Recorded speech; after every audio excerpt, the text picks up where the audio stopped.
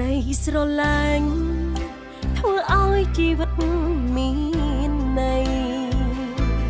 ក្នុងលោកកៃគ្រប់គ្នាប្រាថ្នាចង់បានមានរឿងក្រទៀបឬខ្ពស់ក្មេងចាំងក្រុងប្រានតែងចង់បានមានអ្នកដែលស្រឡាញ់ខ្លួនក្តីស្រឡាញ់សំខាន់ជាទីបំផុតគឺអត់ធ្មត់មិនរងប្រយោជន៍ផ្ទាល់ខ្លួនមិនឆាប់ខឹងមិនប្រកាន់តោពីបងប្អូនបន្ទាបខ្លួនដោយមានបេះដូងអភ័យក្តីស្រឡាញ់មិនប្រព្រឹត្តបែបមិនគួ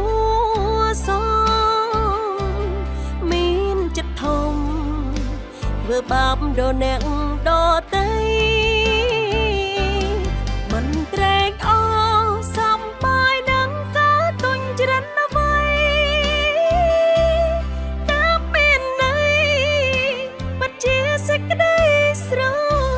ឡាញ់ក្តីស្រឡាញ់រីករាយតែក្តីស្មោះត្រង់តែដំរំគ្នាដោយសេចក្តីស្រឡាញ់មិនឈ្នានីងមិនមានអ្នកដើម្បីឈ្នះចាញ់តែស្រឡាញ់គ្នាដូចជាបងនឹងប្អូន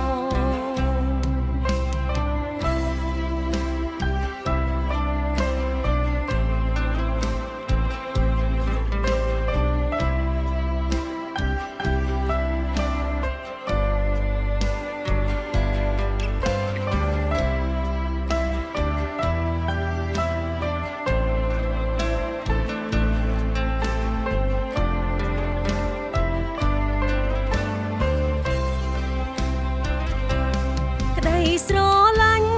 ក៏មិនដែលមានចិត្តអួតខ្លួន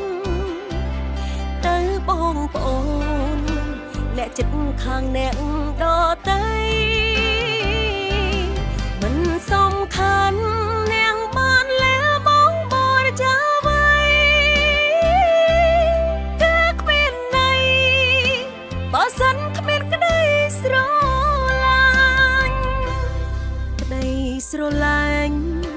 មិនដែរនឹងបង្រាច័យមនុស្សប្រុសស្រីពួកខំរៀនចេះស្រឡាញ់ចេះបំរើពីបេះដូងដោយមិនកំណាញ់ក្តីស្រឡាញ់ធ្វើឲ្យព្រះសមហារតី